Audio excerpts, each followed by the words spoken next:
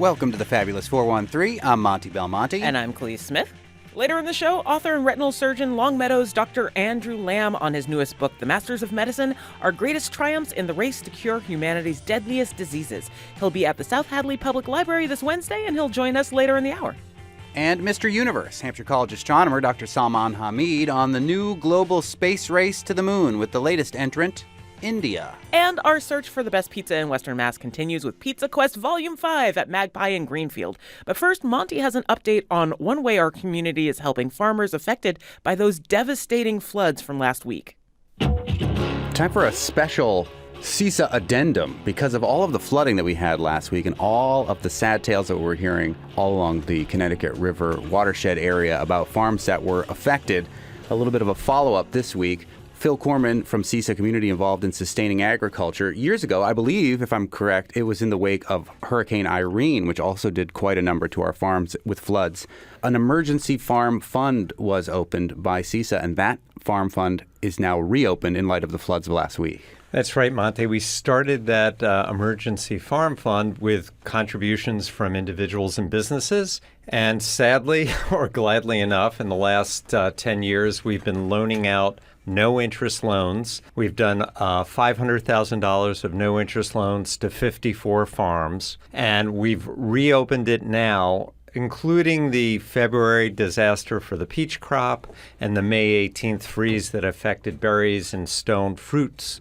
We just opened it up now in response to the flooding.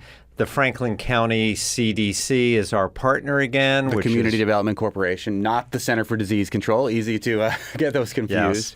Yes. And John Waite there has been just a great collaborator. So we're able to offer to farms $25,000 loans or less at no interest. And farms need to apply to do that. August 1st is when we'll start reviewing applications. The farms can submit anytime, and they can submit until October 1st. So where is this money that you're loaning out coming from initially? It all came from individuals and businesses, and we have individuals and businesses now donating now in light of the floods and rains. And when people give to the Emergency Farm Fund, it's a revolving loan fund. So those dollars stay in the farm community getting loaned out again and again.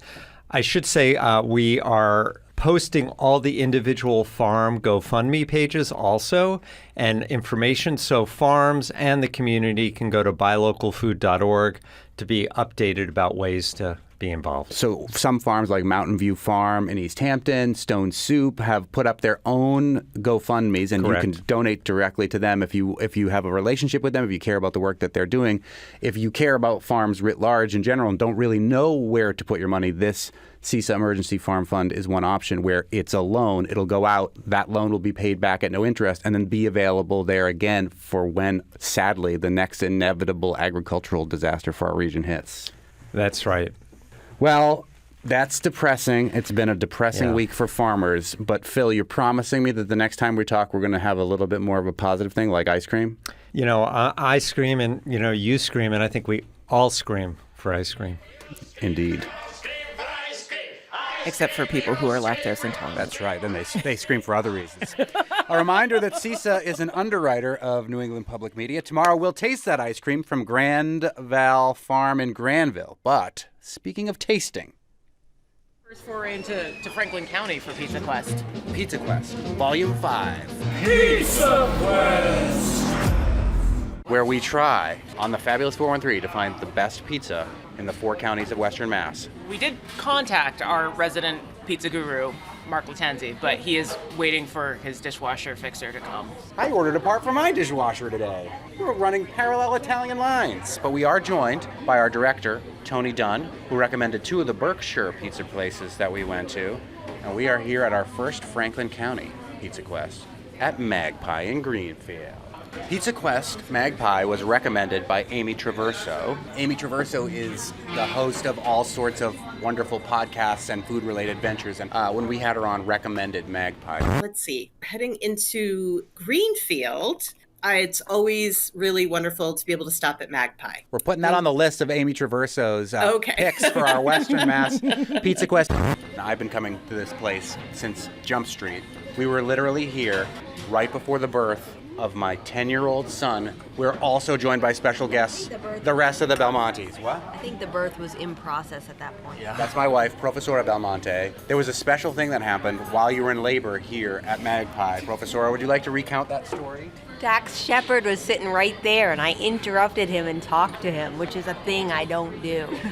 Famous actor Dax Shepard, who's married to, what's her name, Enzo? Kristen Bell. Kristen Bell, who's from what? Gossip Girl. Hey, Upper East Siders. Gossip Girl here. Way to ruin it. Well, and from Veronica Mars The only reason I was allowed past the velvet ropes was Duncan Kane. and The Good Place. Somebody royally forked up. I love The Good Place, yeah. Anna from Frozen. Rihanna. Okay, bye. She's in all the things and she's wonderful. Yeah. And Dax Shepard was sitting right there in the corner, and my wife, who is a committed introvert with pushing baby power, labor energy, just went up to him and You were talking to some annoying listeners, and I was like, you know what? I'm just going to go talk to Dax Shepard. and then you had a baby 3 hours later. You're a superhero. But also Dax Shepard is in one of my favorite horror movies. What? Idiocracy. Oh yeah, that is a horror movie. Yes. Oh, let's go away, Baton. All right, and we're gonna do what we do at every Pizza Quest, which is get the same pizza, but Except for the one, except for the exception. we won't recount what happened in Lennox. What happens in Lennox stays in Lennox. We're gonna get a 1 cheese pizza, and we're gonna get a pepperoni pizza with mushroom. Yes. And it's gonna be on a separate check, WGBH, from my family's stuff and our alcohol. You hear that, powers that be? Okay, on the non-alcohol check, we will have. We'll have 1 cheese pizza. Okay.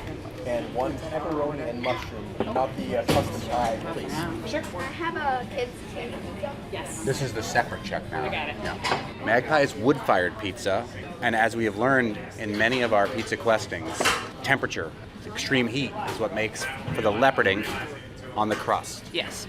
So we're looking for something to have a little bit of, well, if they're doing it Neapolitan style, we're not going to get that same firm structure as we learned and at some point from our pizza guru, and maybe you'll learn too at some point in the future. Time will give you the structure that we're looking for. Something firm. Like Neapolitan pizza tends to be a little floppy because it's only got a short period of time in a super, super hot oven to give you any of that structure, and that's just doesn't always happen. Time and heat. We'll see how it goes here at the Magpie. Have you ever been here, Tony? I have not. I'm excited. I've heard lots of great things about this. Our own Erin O'Neill at NEPM.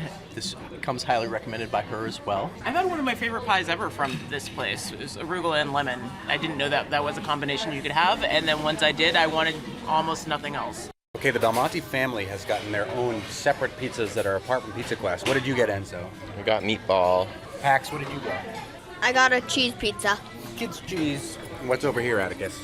There's a Catalan shrimp pizza with a lot of fresh arugula on it. Atticus, you're gonna go to college in a month. I know, it's crazy. You're a grown man. I am. I just registered my car. I'm Wow. so grown up. Hey, at least you're doing it now. I didn't get my license until I was 28. Enzo, you're gonna turn 16 at the end of the month, and you're gonna get your learner's permit. Yep. And Pax, you're 10 and have already had a root canal. You're a kung fu expert. Sort of. On guard. I'll let you try my Wu-Tang style. Okay. Our pizza has arrived. We have our cheese and our mushroom and pepperoni. Observations, Scully Smith. Okay, so Neapolitan style for sure. There's very little leoparding. I think that might be a factor of the thing that we have run into a bunch, which is us showing up too early. Like if the oven was getting hotter and hotter as the evening progresses. Right, then we'd have a little bit more. But, not terrible. There's good spotting on the top. There is not a brick of cheese on... Roof of cheese, as we like to call it. That is, we like to call it. And fresh mushrooms, which I always think is a plus. And the pepperoni, while buried under there, does cup a bit. Is likely cupping. Yes. Okay, let's dig into this. Safe to eat? Yep, totally safe to eat. I am always terrified I'm going to burn my mouth, because then it will ruin my next 4 days. You're fine. A lot of salt hit me the moment. I know you'll appreciate that, Monte. Well, He's still going to put more salt on top of it. I will tell you that I'm not, because I have had Magpie so many times. I know that it's one of the only places that I don't need to salt in advance. Not the pizza. We did salt the carrots. The carrots that we had before, which were But we're not excellent. judging the carrots. We're not That's judging not part of the quest. We had carrots and olives, and that was really very delicious. I would suggest putting them together. Yeah. Sounds weird? Totally works. How's everything? For lack of leoparding, this crust is holding up way better than Bohema's did. Like when you hold it in your hand. Yeah, like it's got more structure when you hold it, and a lot more bite when you eat it too. It's a little more crackery. Yeah, it just like has more body, like more. It's just more solid. What do you think, Tony, who's never had Magpie pizza? I'm very impressed so far. I like the hit of salt right off the bat. The sauce is very balanced, not too sweet. As Khalees notes, it holds up really well. It's not floppy, and it's not too stiff. Atticus, why do you have to leave me and my oldest son and go to college? Why do you want to leave? Because I want to go to college. Why? For fun. Let your children leave your house. No. Yeah, Dad. Oh my gosh, that's wow, that's a whole thing. I don't want to, but I also do. I'm going to miss you. I'm going to miss you too. Visiting is possible. Yeah. What are you excited about? I'm excited to meet new people and be in a new community and experiencing new things in general. What in the curriculum that's not in your major are you psyched to take? I actually don't know what I'm taking yet. Oh. Whatever happens, I don't think we guess. said where you're going. Should we even divulge that information? I'm going to Bard College. I could bleep it out if I need to. Oh, you do? I don't have to. Oh, okay. But maybe I want to, or maybe Mom wants me to. I don't know. Yeah, I don't know. Anyway. Yeah. Exciting. Do you understand that you're going to be the person with the friend with the car? Oh, I know. I've had a lot of. My mom immediately was like, "You cannot let people take advantage of you. Like, charge for gas money. Say no if you don't want to give somebody a ride." Start a designated driving service. Uh huh. Yeah. Drunk people will forget that they already paid you for gas. Not that I ever took advantage of this when I was a child. Back to pizza? Yeah. The fresh mushrooms are very pungent and almost overwhelm the pepperoni on first bite. But I know Khalees is very big on fresh mushrooms versus canned mushrooms, so I'm interested on her take. I'll tell you when I get pepperoni. Here's the thing. Magpie used to have this awesome pepperoni source in Vermont, and I don't know if that place went out of business or what happened, but that pepperoni was like the best pepperoni I've almost ever had. And this pepperoni is still very good, not quite as good as it used to be. Not a lot of it, though, would you say, Khalees? Yeah, I don't have a whole lot of complaints about this. That's like there's not enough pepperoni on this. And like when I do get pepperoni and mushrooms, there's a really good combination of like spice and funk between the fresh mushrooms and the pepperoni that I quite like. But there's not enough pepperoni on this. There's a lot of mushrooms, which I appreciate, but not enough pepperoni. Maybe because we confused them by doing the whole 2-topping pizza thing, a custom pizza. Maybe they weren't accustomed to that. Thanks, Pax. This is the real reason why you're sad your children are leaving, because they indulge you. Built-in audience. They've gotten used to this. Pax still laughs at the jokes. He's the last one. I do sometimes. You've come back to it. Yes, I have. I went through an embarrassed phase, and I think I'm getting out of my embarrassed phase. You're no longer embarrassed by me? No, I'm not. Thanks. Enzo, what do you think? About what? Okay. Given my relationship with Magpie in Greenfield, given the fact that during the pandemic, we almost weekly got takeout from here, and the fact that my wife was in labor while meeting Dax Shepard here, I'm going to recuse myself from final thoughts. Did you ever find out why Dax Shepard was here? He was filming a movie, but he was sitting in the corner reading his New Yorker, having nice introvert time, and I went and interrupted him. Robert Downey Jr. was also in town at the time. It was when they were filming, what was it, The Judge? Your Honor, the deadline for filing a change of venue motion has already come and gone. But final thoughts on the pizza, Director Tony Dodd. I liked the salt at first, but I found that by the last slice, it was getting to be a bit much, so maybe a tad bit less salt. It could use a little more pepperoni. That said, it's a fabulous pie. 8.5 out of 10. I will be back. Really enjoyed it. Khalees Smith? I disagree on the salt, or maybe I just have higher thresholds for that sort of thing, but I still think that out of what we've had so far, this is the best pie. Structurally, it's got the best structural integrity. It's got enough flavor without being too oregano-y, especially for a Neapolitan pie. And regardless of it not having enough pepperoni on it, it's pepperoni. Do you mean irregardless? She's blankly staring at Monte with moderate disdain. I didn't think you were opposed to irregardless. It's in the dictionary. It's in the dictionary, but we had a whole discussion with the word nerd about how I don't generally use words that have the prefix "ear." Anyway, continue. Should I? Okay. Out of the places that we've been, I think across the board, this is pretty much the best pie. It's the most evenly flavored and done pie that we've had. I don't disagree. It is, out of the ones we've tasted thus far, I would say this is probably the top. Magpie's the one to beat. Pizza Quest. See who's up next. If you've got a Pizza Quest suggestion, send it our way, the fab413 at nepm.org, or text 1-800-639-9120. We will come to your pizza place. And you can eat with us. Yeah. We didn't bring Amy Traverso because she's too busy being famous. Yeah, I know. Yankee Magazine and all. Pax, what do you think about Magpie? It was the best dinner I've ever had. Is that because you were almost born underneath one of these tables here?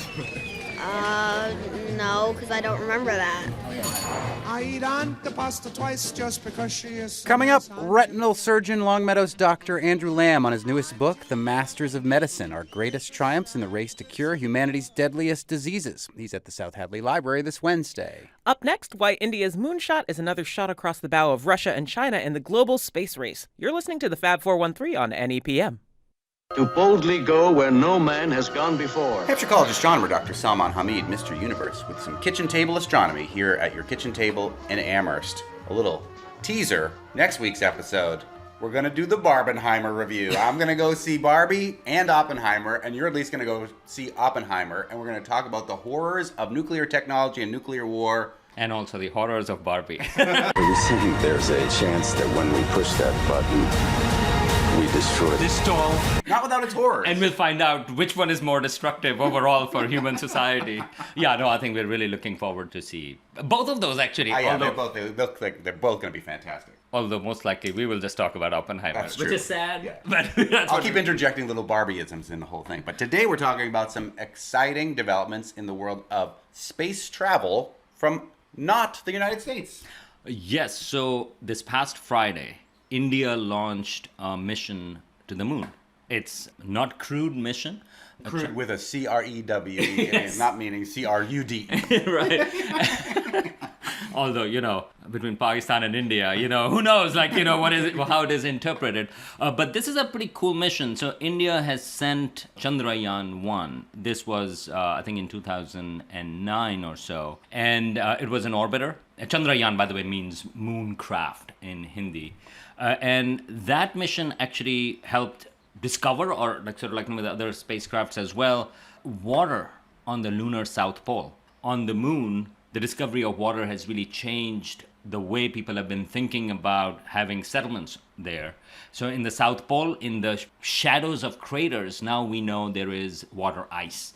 And right now, the plans are for the US and China, at least, and others as well, to have lunar settlements around that place because of this discovery that was also from Chandrayaan-1. And then a couple of years ago, in 2019, Indian Space Organization, it's ISRO or ISRO, they actually sent a spacecraft with a lander. It had an orbiter as well.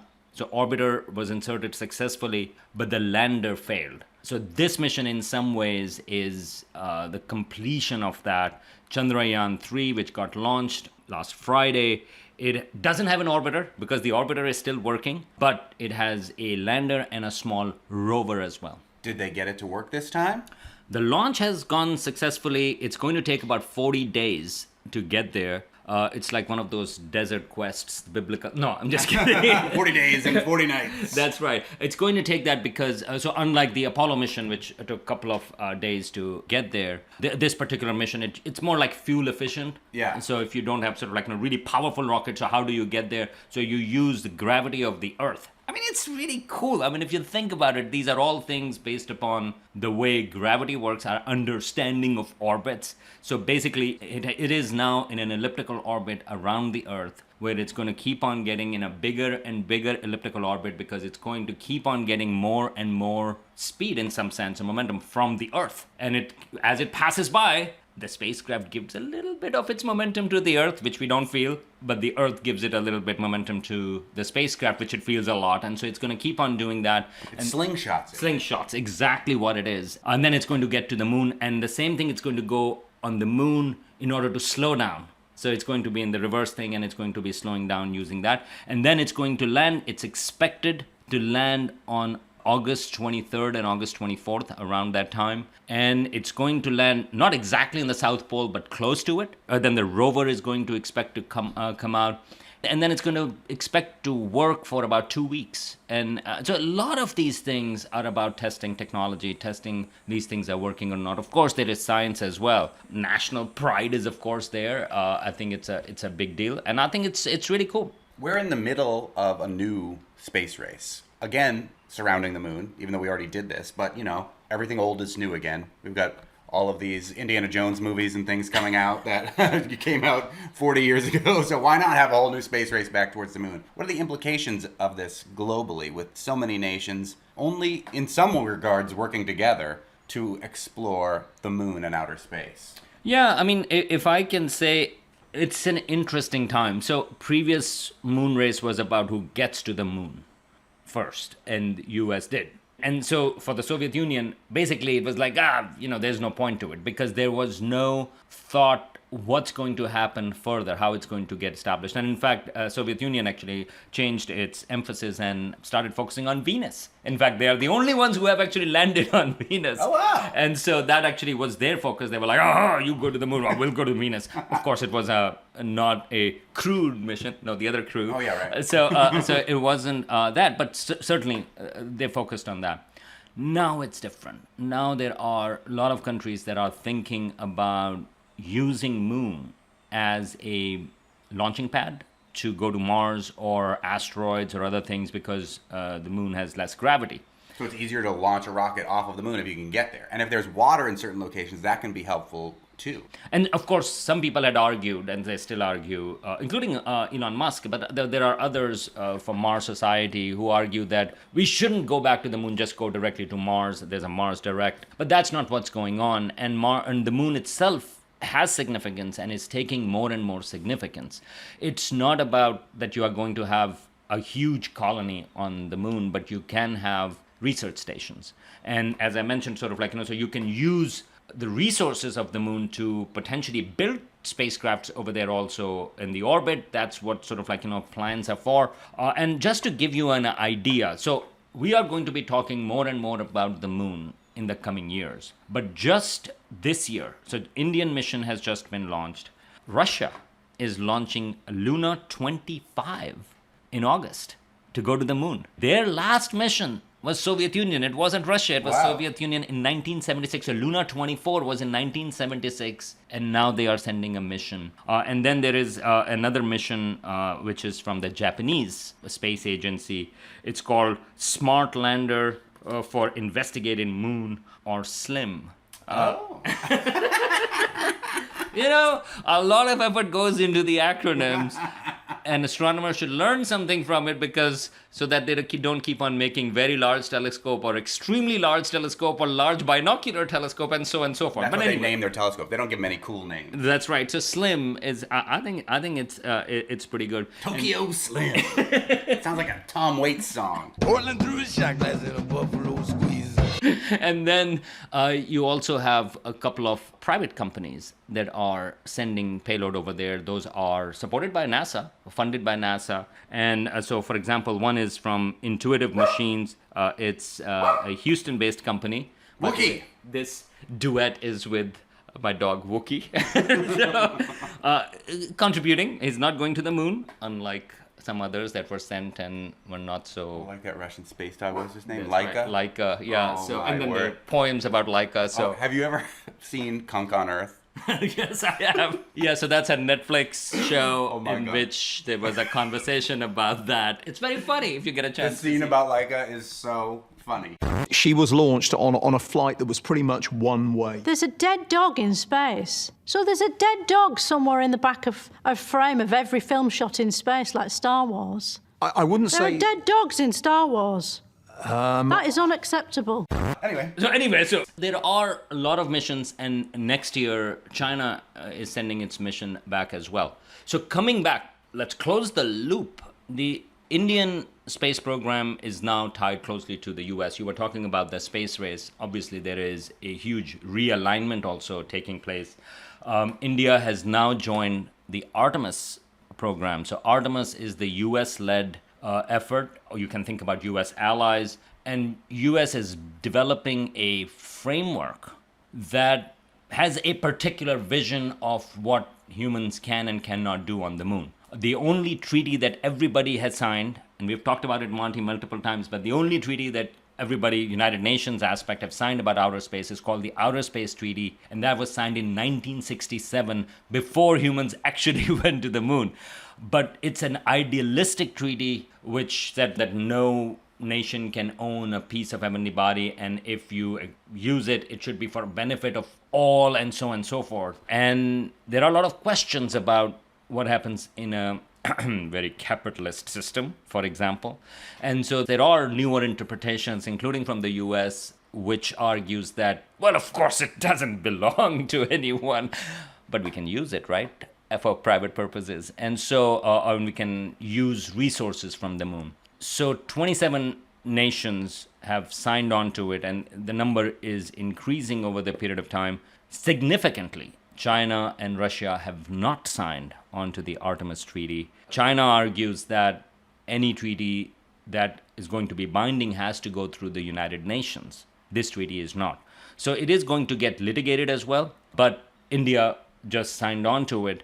The other thing I should mention between India and China is that if this mission is successful, Chandrayaan-3, which is on its way to the moon, it will be the only nation after China for the last, basically in this century, in the 21st century, to have successfully sent a lander on the moon and a rover. And we have talked about Chinese Chang'e missions. One of them actually went to the far side of the moon, first time ever landing. And then I think 2 years ago, there was another mission that went and brought samples back from the moon. The first time samples have been brought back since the Apollo time, and that was Chang'e 5. So this is all part of the larger context. More and more nations are going to go.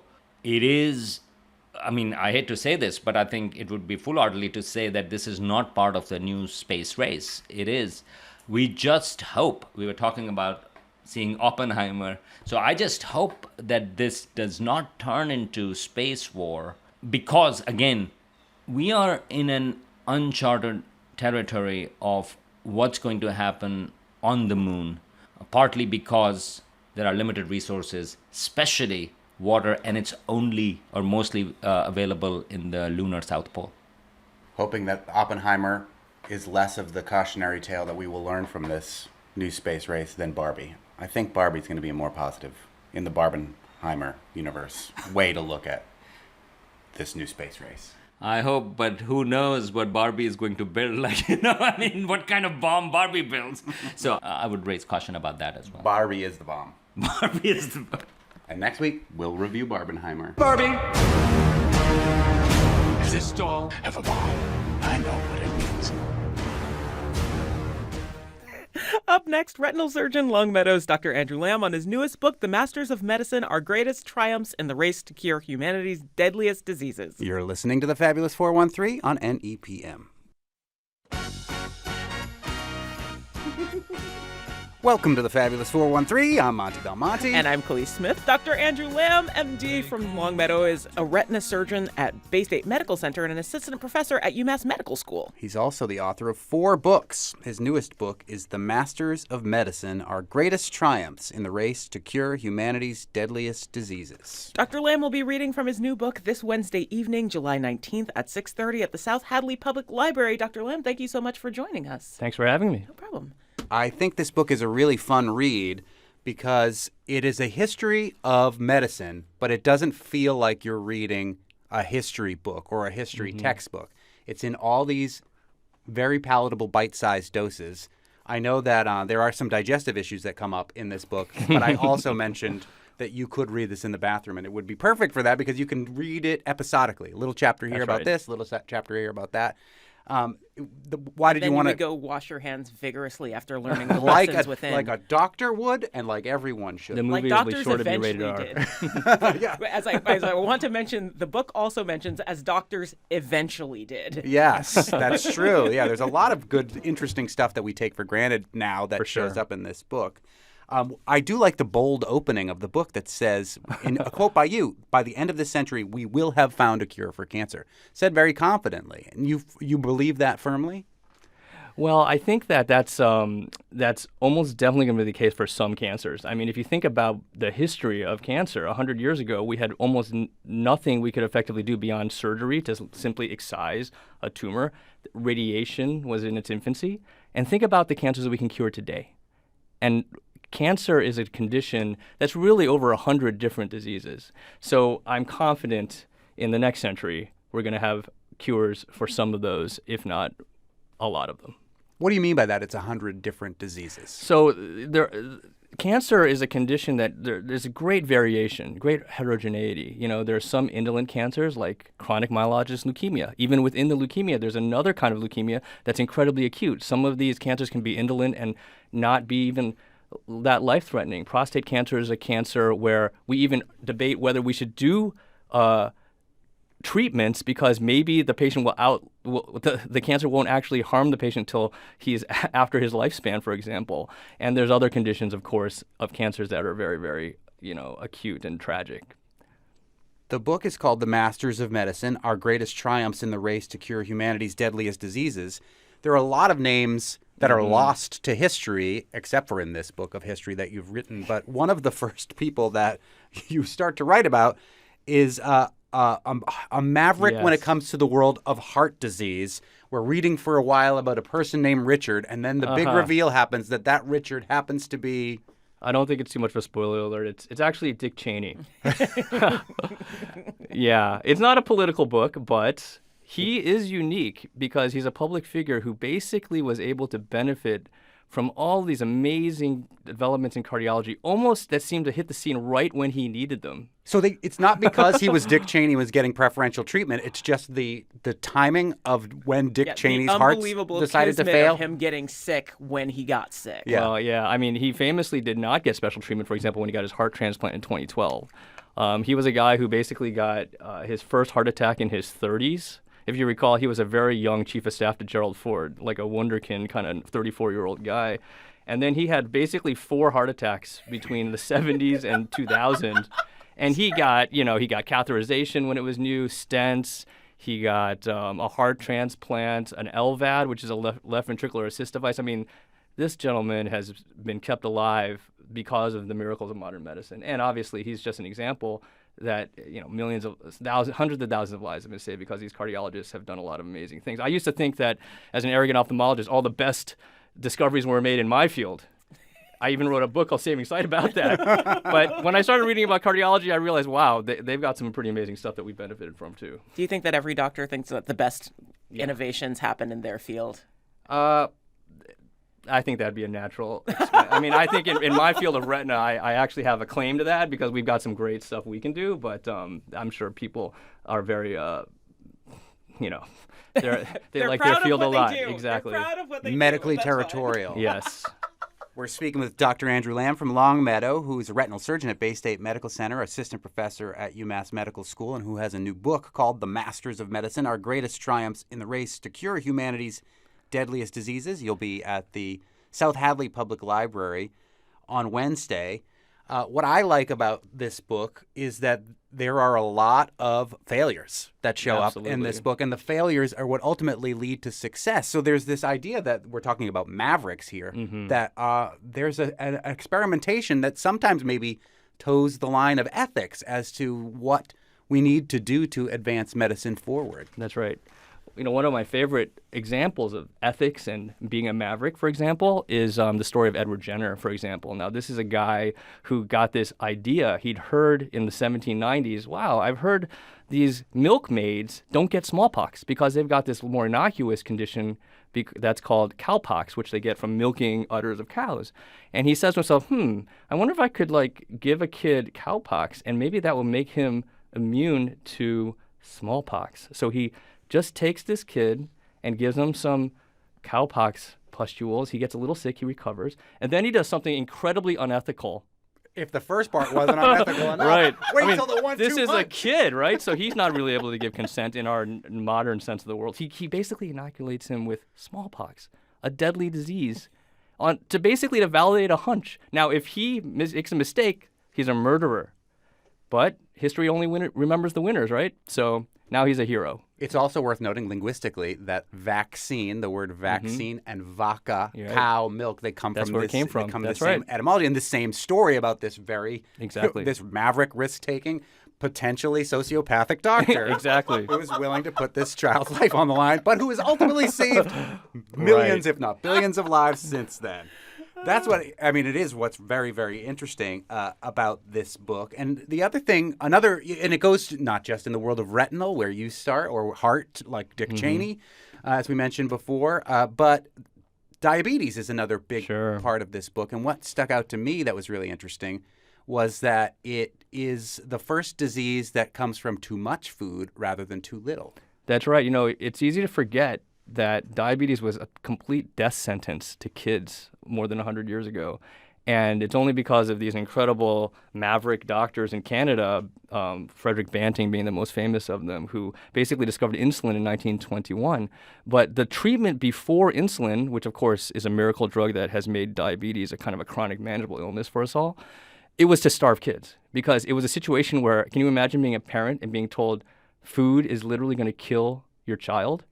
And now, with diabetes 2 being basically an epidemic, type 2 being an epidemic, we're now in a situation where for the first time in human history, we're dying from eating too much food, not too little. It's an incredible reversal. What's your take on food as medicine? I was lucky enough to be invited to cover the White House Conference on Hunger, Nutrition, and Health. And the mayor of New York City spoke about his own condition, which had to do with blindness, actually. He was going blind because of diabetes. His mother had also gone blind because of diabetes. He was convinced to change to an all plant-based diet, and he said within months all of his conditions had improved. He convinced his mother to do a similar diet. What's your take as a retinal specialist? Right, and as a so that's the doctor? kind of condition that I actually treat, diabetic retinopathy, a lot. But you're right. I think that nobody doesn't realize that for example, our American diet isn't the most healthy, right? We're eating so much, processed foods and a lot of red meat, cholesterol-laden foods. The best diet is probably kind of this plant-based. I think of Japanese people and how their longevity and how they're basically eating much less red meat, more fish, more plant-based stuff. There's no question that that's a good thing for us. We're speaking with Dr. Andrew Lamb, who is a retinal specialist at Bay State Medical Center in Springfield, who has a new book, The Masters of Medicine, and he'll be at the South Hadley Library on Wednesday. I have a question, but I think we should take a break before I ask it because it's going to be a larger. Oh, ask like a teaser, and then we'll take a break, and then you can come back. I can Wikipedia the answer real quick. So. Well, no. It's just because there's a recurring theme of the importance and resurgence of antiseptic behavior as it applies to some of these diseases. It's in your trauma chapter. It's in your childbirth chapter. It's in the one with President Garfield's assassination. There's this recurrence of the importance of people keeping things clean and how hard it was to drive that point home. And I just want to think about that a little bit. Yeah. And we'll think about that. Plus, learn about the history of the Jimmy Fund when we talk with Dr. Andrew Lamb on the other side of this break. You're listening to The Fabulous 413 on NEPM.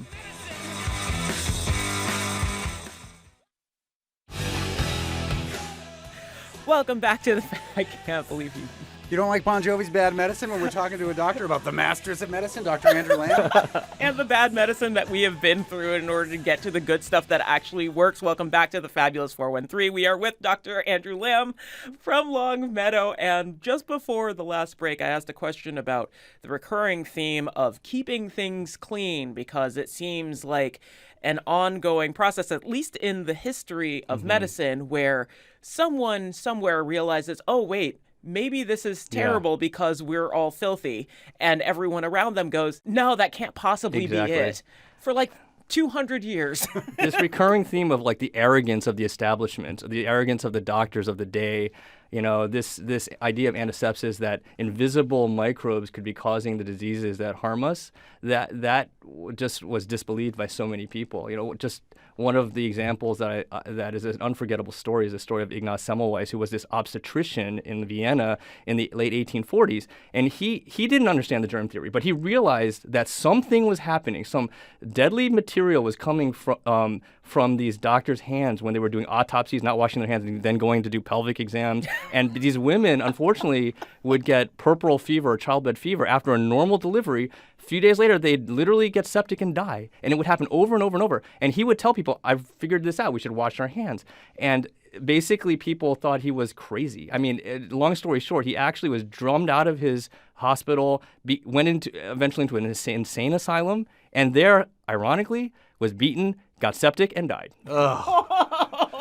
He was yelling, wash your hands, the whole time they were beating him. Exactly. That would have been great. Another thing that sticks out in this book is the idea between these mavericks and serendipity, the times where something accidentally happened amazingly. And I think a lot of people know that penicillin came from mold, but you say that almost everything else that you talk about in this book would have eventually been discovered, except for penicillin. Well, that's right. Penicillin is one of the greatest stories. And the thing about penicillin, a lot of people kind of have heard about this serendipitous finding where this guy named Alexander Fleming found a wayward mold that landed on a petri dish of bacteria in his lab. And he just happened to notice serendipitously that the bacteria around the mold had been killed. Ironically, he doesn't actually deserve the most credit for discovering penicillin as a medicine. He didn't really do much with it at the time. 10 years later, these guys from Oxford basically developed it as a medicine, which helped all these soldiers in World War II, and they are the ones who get most of the credit for penicillin. But getting back to what you had mentioned, it's true. They found out later that of the penicillium molds in the world, there were only 2 or 3 that had bactericidal properties, and the chance that one of them would happen to land on a petri dish in his lab just beggars belief, essentially. So I really feel that many of these discoveries really would have eventually been made, even if the person who we consider the maverick who discovered them wasn't around. This one, maybe not. We would have found other antibiotics, but penicillin is a true miracle drug. It's pretty amazing. Another story that you wrote for The Republican, it was a front page story, and it deals with cancer, and the maverick who was trying to fight childhood cancer has to do with what we know as the Jimmy Fund. Right. So talk about the Jimmy Fund and Sidney Farber. Sure, I love this story because it's a Massachusetts story. Yes. Sidney Farber was this highly regarded pathologist at Boston Children's Hospital in the 40s. And he could have just kind of coasted on his laurels. He was the chairman of the department, but he actually gave that, he made a turn in his career. He decided to take on something extremely tragic, that's childhood leukemia. And this is a disease, cancer of blood cells, where basically it's killing kids 2, 3, 4 years of age. It's very, very sad. And there's a 100% death rate. And he had heard that there was a doctor in India who was able to use folate or folic acid to help treat a nutritional anemia. And he thought to himself, well, that's a blood disease. Let me see if I can use it for leukemia. So he gave it to kids, and it was a horrible mistake. He literally hastens their death. Quickly. Exactly. It was it was horrible. And he was, criticized by his colleagues, and it was just a bad situation. And most people, I think, in that situation would say, you know what, I quit. But he did the opposite. He learned from his error, which was a very important characteristic of Farber. And he said, well, wait a second. If folates are going to hurt these patients, what if I gave them an anti-folate, an antagonist of folic acid, and see what happens? And doing that, he was able to, for the first time in history, put leukemia into remission. And so now it's great. He's got this drug. He wants to do more research. He wants to save more kids. And to do that, he needs money. And he needs to start a charity fund. And to do that successfully, he wants to find kind of a poster child for this fund. And so he thinks about the kids on his ward. And there's this one 12-year-old boy named Einar Gustafsson from Maine who's responded well to the treatments. And he says, this could be a great kid to use to kind of represent all American kids with cancer who have it. And he wanted to protect Einar's identity. So he said, I'm going to give him a pseudonym. And he chose the name Jimmy. What's interesting is now a lot of people, and myself included, associate the Jimmy Fund with the Boston Red Sox. With baseball, there's a huge telethon that goes on every year on in the broadcast. But even the beginning of this fund had to do with baseball, but not the Boston Red Sox, right? The Boston Braves. And you found a clip from the first radio broadcast it's on about the the Jimmy Fund. Dana-Farber website. Yeah, because Einar Gustafsson was he loved the Boston Braves, right? That was the team and that he loved. And I can Yeah, go this is on. a clip featuring the original Jimmy being visited by the Boston Braves. He was introduced to the nation in a nationwide broadcast. All right, engineers, Johnny Folx here, and in Boston. Give us Jimmy, please. Hello, Jimmy. Hi. Hi, Jimmy. This is Ralph Edwards of the Truth or Consequences radio program. Well, I heard you like baseball. Is that right? Yes, that's my favorite sport. It's your favorite sport. Who do you think is going to win the pennant this year? The Boston Braves, I hope. Which one of the Boston Braves is your favorite player? Johnny Sane. Johnny Sane, the pitcher. Yeah. Yeah, he's won 20 games twice in 2 years in a row, hasn't he? Who is or more than that, who is the catcher? Phil Macy. That's right, Phil Macy, a member of the National League All-Stars team for several seasons. Have you ever met Phil Macy? No. Hi, Jimmy. My Hi. name is Phil Macy. Well, who's that, Jimmy? Phil Macy. Where is he? In my room. Well, what do you know? Right there in your hospital room. Yeah, that's Phil Macy's from Berwyn, Illinois. Who's the best home run hitter on the team, Jimmy? Jeff Heath. Yeah. Thanks, Jimmy. I bet you can sock him, too. Who's that, Jimmy? Jeff Heath. Yeah. Right in your room there? Yeah. Oh, yes, that's Jeff Heath. He's second only to Ted Williams last year in home runs.